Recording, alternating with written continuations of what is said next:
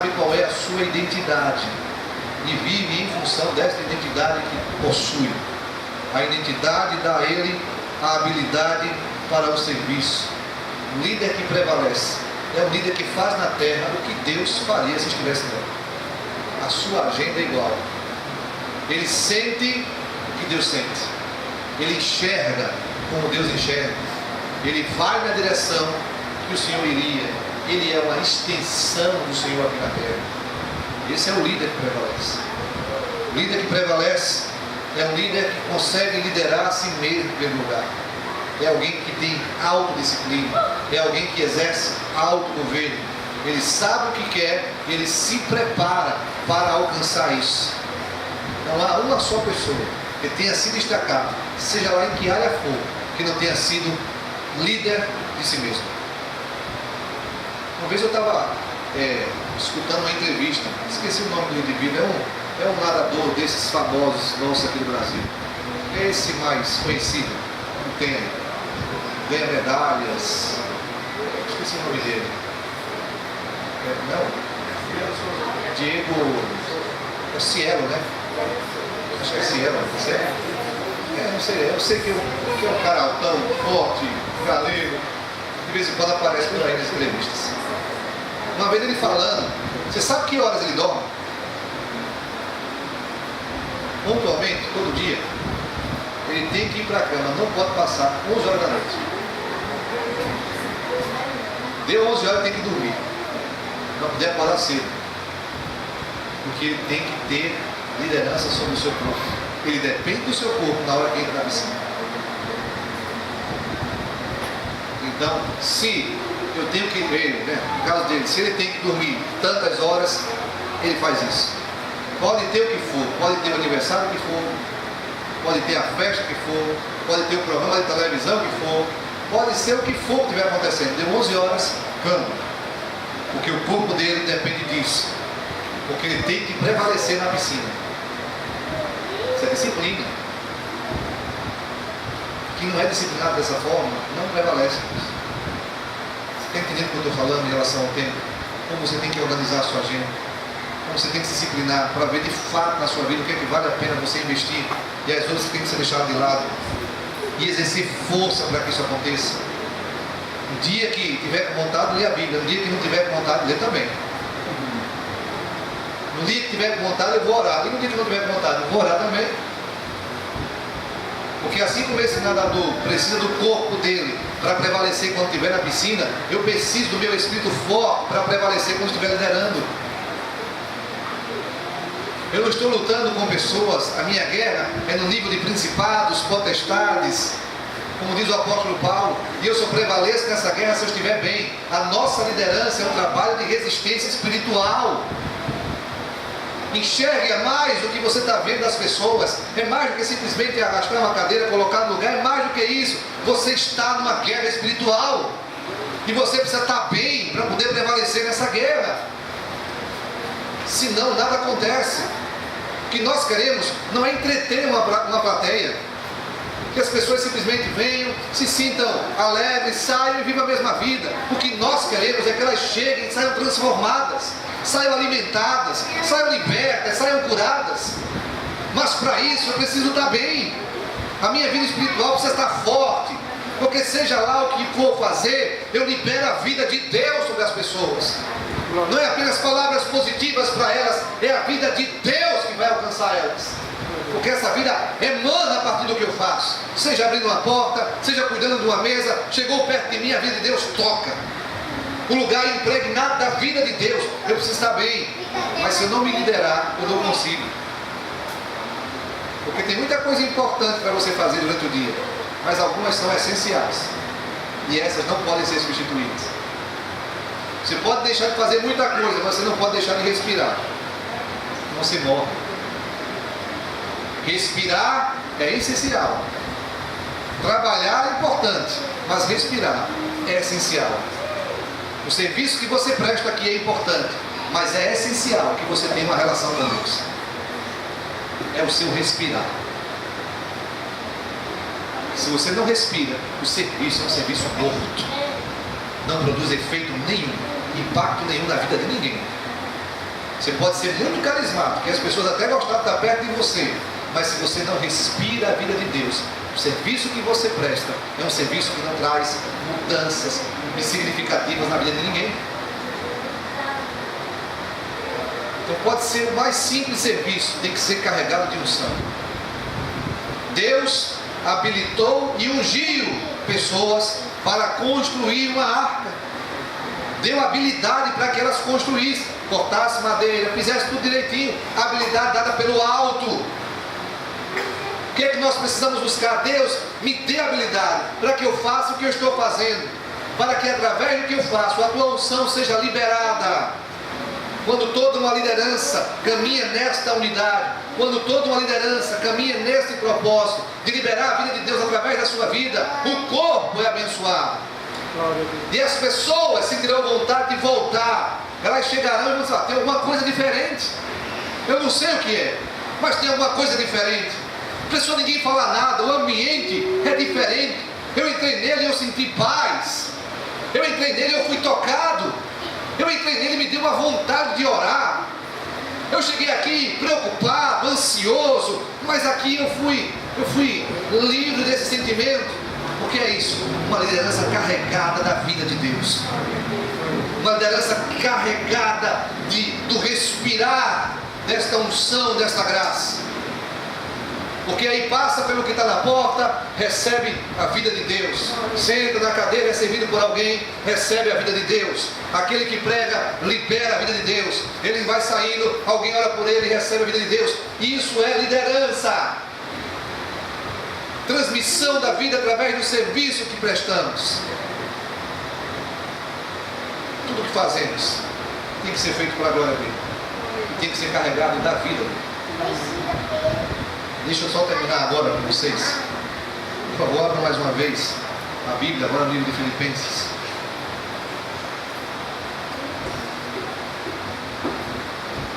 Não sei se eu passei do tempo. Jair. Não, pode ficar por lá. Qualquer coisa mostra a placa aí, viu? Tempo de voltar. Filipenses. Filipenses 3. Filipenses 3. Vamos ler a partir do versículo 8. Só para você se contextualizar com o que a gente vai ler aqui agora. Filipenses 3 a partir do 8. Filipenses foi uma das cartas que Paulo escreveu quando estava preso em Roma. Isso quer dizer que no momento em que ele escreveu essa carta, ele já tinha passado por todas essas experiências que eu falei para você. No momento que Paulo escreveu a carta aos Filipenses, ele já tinha bem mais de 20 anos de convertido. Já tinha feito 3 viagens missionárias. Já tinha pregado o Evangelho nas principais cidades daquela época. Estabelecido trabalhos na Ásia, estabelecido trabalhos na região da Europa, no próprio Oriente. Ele passou por várias regiões e várias cidades. No tempo que Paulo escreveu esta carta, ou seja, ele já tinha passado. Vocês ouviram a experiência dele? Já ouviram falar, certamente, que ele disse que foi até o terceiro céu, que ele ouviu palavras que não era isso nem contar. Pois é, ele já tinha ido ao terceiro céu. Paulo disse que o evangelho que ele recebeu do próprio Jesus. Deve ter sido uma experiência espetacular que esse homem teve. Não sei como, mas Jesus falou para ele o evangelho que ele pregava. O discipulado dele foi direto com Jesus. Então ele já tinha certamente visto o poder de Deus curando muitos, libertando muitos, trabalhou para levantar uma liderança, estabeleceu igrejas em várias regiões, teve experiências espirituais profundas com Deus. É esse homem que vai escrever estas linhas que a gente vai ler a partir de então. Versículo 8 diz: sim, deveras considero tudo como perda, por causa da sublimidade do conhecimento de Cristo Jesus, meu Senhor, por amor do qual perdi todas as coisas e as considero como refúgio, para ganhar a Cristo e ser achado nele, não tendo justiça própria que procede da lei, senão a que é mediante a fé em Cristo, a justiça que procede de Deus, baseada na fé. Mas diz assim, para o conhecer, e o poder da sua ressurreição, e a comunhão dos seus sofrimentos, conformando-me com ele na sua morte, para que de algum modo eu possa alcançar a ressurreição dentre os mortos. Paulo já podia estar querendo aposentadoria. Talvez ele pudesse dizer assim: já fiz já o que tinha que fazer, terminou a minha jornada, já tive experiência, já fui até o terceiro céu. Mas ele está dizendo nessa carta que tudo aquilo que o atrapalhava de conhecer a Cristo, ele considerava como refúgio. E ele ainda desejava conhecer a Jesus. Um homem que teve todas essas experiências, ainda tinha um desejo de conhecer a Cristo, de ser conformado com Ele nos seus sofrimentos, de experimentar o poder da sua ressurreição. Isso é liderança. Alguém que tem sede de conhecer a Cristo, independente das experiências que já passou. Ele sabe que tem mais. Aí como se ele dissesse: a vida não acabou ainda não, eu estou preso, mas não estou morto. Eu quero mais do conhecimento dele, eu quero mais da intimidade com ele, eu quero estar com ele, eu quero provar desse poder que o ressuscitou, eu quero me conformar com ele nos seus sofrimentos. Quem sabe então na ressurreição dos mortos eu sou achado nele, mas eu desejo isso. Começo dessa carta, capítulo 1, Paulo diz assim: a minha ardente expectativa e esperança. Ela está preso, já passou por tudo que tinha que passar, mas está dizendo: meu coração ainda tem algo que arda. A minha ardente expectativa e esperança é que eu em nada seja confundido. Quem estiver comigo tem que saber quem eu sou e a quem eu sirvo. Eu não quero ser confundido, e eu quero ter muita coragem para que agora e sempre Cristo seja engrandecido no meu corpo. No meu corpo, que o meu corpo seja usado para a glória dele. Aí ele diz: quer pela vida, quer pela morte, porque para mim o viver é Cristo e o morrer é lucro. Isso é um estilo de vida, isso é um projeto de vida. Isso na liderança local em uma igreja, ser uma vida de comunhão e de intimidade, que quer mais, quer mais, quer mais, e que só encontra a razão de fazer nas coisas se for para Cristo. Que se não for para fazer as coisas para Ele aqui na terra, é melhor morrer, é lucro. Porque o que Ele queria mais, irmãos, do que fazer, do que pregar, do que ensinar, era estar com Cristo. Ele tinha prazer em tudo que ele fazia, mas ele tinha maior prazer na comunhão com o seu Senhor, em estar na presença de Deus. Isso ele não negociava por nada. Então, estar na terra é estar com Cristo, eu permaneço. Mas se for para estar distante dele, eu prefiro estar com ele na glória. Porque foi para isso que eu fui chamado. Para mim o viver é Cristo, e o morrer é lucro. Porque se vivendo eu estou com ele, morrendo eu estarei com ele. Então, aonde eu estiver, eu quero estar com ele. Eu quero ter intimidade com ele, eu quero conhecê-lo. Mas eu fui até o terceiro céu. Não importa se eu vi anjos, se eu vi coisas que não é lícito nem contar, eu quero mais. Isso é um coração que arde. Por isso que é um líder que prevalece. Glória a Deus. E ele diz mais, diz assim, olha: não que eu já tenha recebido ou já tenha obtido a perfeição, mas prossigo para conquistar aquilo que, para o que também fui conquistado por Cristo Jesus.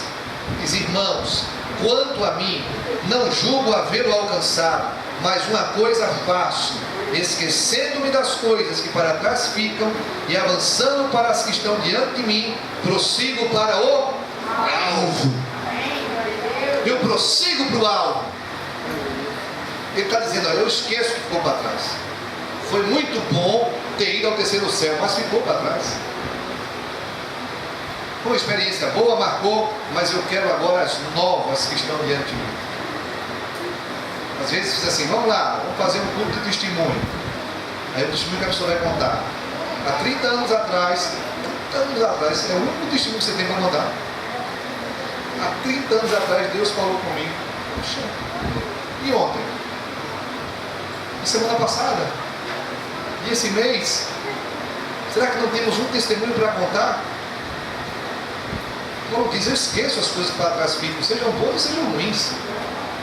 As ruins eu aprendi com elas, as boas ficaram na memória, na lembrança, mas tem algo a mais para mim. O terceiro céu não foi o limite para Paulo. As coisas que ele viu e ouviu não foram o limite, ele continuava desejando conhecer a Cristo. Mesmo bem maduro e por tantas experiências que passou, ele continuava desejando conhecer a Cristo. Então, líderes que prevalecem nisso, são líderes que desejam conhecer a Cristo. Eles não colocam o serviço que prestam em primeiro lugar. Em primeiro lugar é ter comunhão com quem os enviou. Não vale a pena servir sem estar na presença dele. Não vale a pena. O serviço só traz alegria e satisfação se ele está conosco, se ele aprova o que estamos fazendo. Eu vi uma vez uma pessoa contando como se fosse uma história para falar sobre a questão da profundidade e da superficialidade com que alguém pode viver. Ela dizia, imagine alguém que vai para a praia e não sabe nadar. Vai ficar tomando banho na onda, na beira da praia. Vai ficar tomando banho de areia. Você entra lá, pensa que se molhou de água, quando você sai cheio de areia. Porque o máximo que se pode alcançar quando você não sabe nadar é ali mesmo. Mas vamos pensar nas condições normais. Alguém que agora aprendeu a nadar, sabe nadar, tem bom fôlego, enfim. Que não seja em Boa Viagem, mas em outro lugar. Aí a pessoa vai e nada. Ele já não fica mais na beira. Ele já vai para um lugar onde a água é mais limpinha. Ele já consegue passar um tempo maior em lugares onde as águas são mais limpas. Ele já não vai querer ficar muito na beira, porque ele sabe nadar, ele quer ir mais além. Aí vamos pensar nessa mesma pessoa que passou muito tempo só na beira da praia, mas aí aprendeu a nadar e foi um pouco mais distante, e agora ela, com as condições que lhe foram dadas, ela aprendeu as leis de mergulhar. Agora ela sabe usar o equipamento de mergulho, e ela tem condições de ir até o fundo do mar e mergulhar. E começa então a ver o espetáculo que é o fundo do mar. Todo colorido que se apresenta, as variedades dos peixes, enfim, aquele outro mundo que o mar apresenta, belo e enfim. E ele nota que enquanto mais ele vai mais fundo, mas ele consegue conhecer coisas novas. À medida que ele vai se aprofundando, ele começa a se enxergar pequeno e ver que o mar é maior do que ele imaginava. Agora diga, se alguém que passou por essa experiência no fundo do mar vai se contentar em ficar tomando banho na beira da praia, só vive na superficialidade quem nunca foi profundo em Deus. Porque quem vai profundo em Deus não consegue mais ser superficial. Não consegue mais viver somente de banho de areia. Vai querer mais. Paulo foi profundo. E porque foi profundo, queria mais. Porque algumas pessoas, elas são batizadas com o Espírito Santo, tarará, e elas têm alguma experiência espiritual, um sonho, uma visão, seja lá o que foi. Pronto, já se achou o que luxo, né? O espiritual. Anda quase sem tocar na terra. Pensa que o rosto está brilhando, na orelha ou na cabeça. Quanto mais fundo a gente vai, menor a gente se vê. Quanto mais profundo a gente mergulha em Deus, a gente sabe que a gente é limitado. A gente não consegue ir nesse lugar mais profundo de si mesmo. A gente tem que ter o equipamento que Deus dá. A gente tem que conhecer as leis que Deus ensina para poder a gente chegar mais fundo. E enquanto a gente está aqui nessa terra, a gente não consegue passar por lá muito tempo. A gente às vezes volta. Mas quando a gente volta, deseja de estar lá novamente. A gente tem que passar um tempo aqui fora, porque não dá para passar o tempo inteiro mergulhado. Mas quando a gente sai, a gente fica pensando no que a gente viu, fica pensando nas coisas que a gente aprendeu, e fica contando os minutos para chegar lá de novo. Isso é quem tem a vida com Deus profunda. Não precisa ninguém dizer para ele, vai orar. Não precisa ninguém para ele assim, você tem que fazer isso, porque ele experimentou a profundidade. Ele se viu pequeno, E ele sabe que foi lá porque Deus o levou, ele quer mais. Ele vai para o trabalho pensando no que ouviu, no que Deus falou, e com saudade, com toda hora, Deus, eu quero de novo esse mergulho. Que mergulho bom foi esse? Olha quanta coisa o Senhor falou para mim, olha quanta coisa o Senhor me disse. Eu tenho que chegar logo, eu quero mergulhar de novo. Eu quero mergulhar, e assim é Deus, um oceano de conhecimento inesgotável, de experiências infinitas, que não tem ninguém que possa mensurá-las. Que quanto mais profundo nós vamos, mais encharcados de Deus nós saímos, e aí nós nos tornamos líderes que prevalecem, não líderes de superficialidade, mas líderes de profundidade em Deus. E aí poder dizer como o apóstolo Paulo, eu quero conhecê-lo.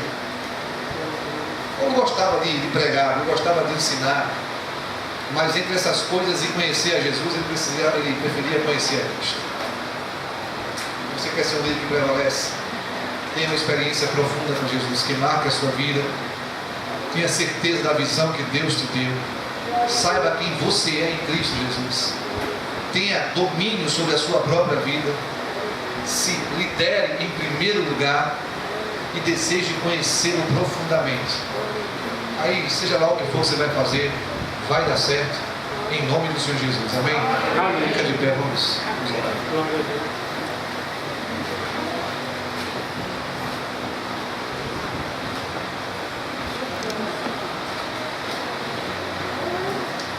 Pai, no nome do Senhor Jesus, te agradeço, Deus, por esse tempo tão precioso juntamente com os irmãos. Obrigado. Te agradeço, Deus, por esta igreja que abriu as portas, que nos recebeu. Eu quero orar nos abençoando esse lugar. Venha, Deus, o teu poder e a tua graça sobre esta casa. Que esta casa cresça e se multiplique, ó Deus. Que muitas pessoas sedentas de Deus entrem por essas portas. E haja um tempo de fome e sede de conhecer a tua palavra. Pai, eu te peço, no nome de Jesus, levante uma liderança com uma unidade forte. Um só pensamento, um só coração, para realizar a tua vontade, Pai, em nome do Senhor Jesus. Traz glória, Deus, ao teu santo nome em todas essas coisas que neste lugar acontecerão. Enche esse lugar da tua presença. Enche esse lugar da tua glória. Enche esse lugar da tua vida, Pai, em nome do Senhor Jesus. Em nome de Jesus. E que cada líder neste lugar prevaleça naquilo que vai fazer. Glória a Deus. Que tenham comunhão com o Senhor. Em nome de Jesus. Que amem ao Senhor profundamente. Em nome Que tenham experiências que marquem a sua própria história. Que seja uma influência positiva. E que deixem um legado na vida daqueles a quem vai ministrar. Pai Santo, no nome do Senhor Jesus Cristo. Que muitos entrem por estas portas e sintam a tua graça e o teu poder. Que este lugar seja um verdadeiro Betel, casa de Deus, Aleluia. onde os teus anjos ministram e pessoas são curadas, libertas, saradas, consoladas, acolhidas, salvas para o louvor da tua glória, Pai, em nome do Senhor Jesus. Abençoe, Deus, cada um dos teus filhos que estão aqui nesta noite, Deus. Glória a Deus. Conceda a eles a unção e a habilidade necessária para executarem bem o serviço para o qual foram designados. Como servos, Deus, executem bem a tarefa. Sejam frutíferos fazendo a tua vontade. Glorifiquem o teu nome no serviço que prestam. Que muitos se tornem inspirados, incentivados a servir ao Senhor através do serviço que os teus filhos prestarem neste lugar, Pai, em nome do Senhor Jesus. Traz um tempo novo para esta liderança. Traz um novo movimento no coração. Traz uma nova motivação no coração. Venha incendiar o coração de cada líder neste lugar, Deus, com amor por ti acima de qualquer outro amor, de um amor ao próximo como a si mesmo, de uma paixão pelos perdidos, de uma vontade de compartilhar do teu amor com outras pessoas. Deus, enche este lugar da tua vida, sopra o teu fôlego de vida, em nome do Senhor Jesus. Glória a Deus. Que o Aleluia. teu nome seja em tudo glorificado, Deus. Seja sobre este lugar a tua bênção, seja sobre este lugar a tua unção, seja sobre este lugar a tua vida, venha sobre este lugar a tua provisão, Deus. Que não falte jamais a provisão para esta casa, em nome do Senhor Jesus. E todos os projetos e sonhos que tem exposto sobre o anjo da igreja neste lugar, que eles possam se concretizar e não faltará recursos, em nome do Senhor Jesus Cristo. Glória a Deus. Glorifica, Deus, o teu nome e exalta o teu nome, e é isso que nós queremos e desejamos, que a glória seja dada ao teu nome desde agora e para todos sempre. Diga amém. Glória a Deus. Deus abençoe. Uma bênção estar com vocês.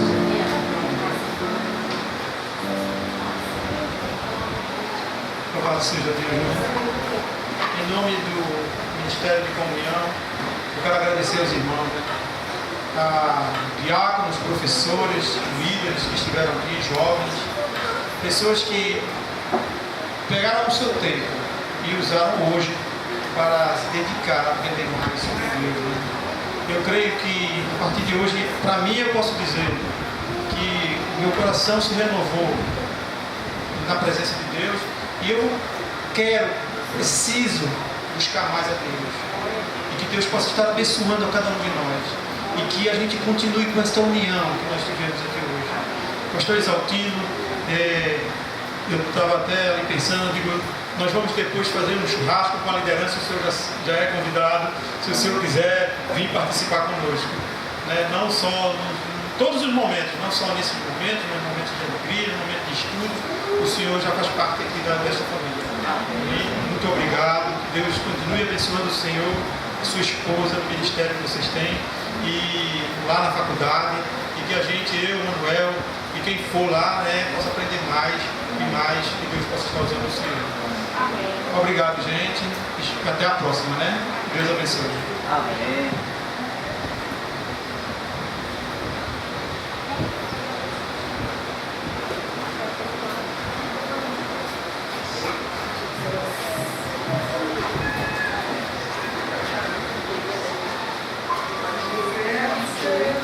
Prazer de você. Essa daí é a coisa mais difícil para mim.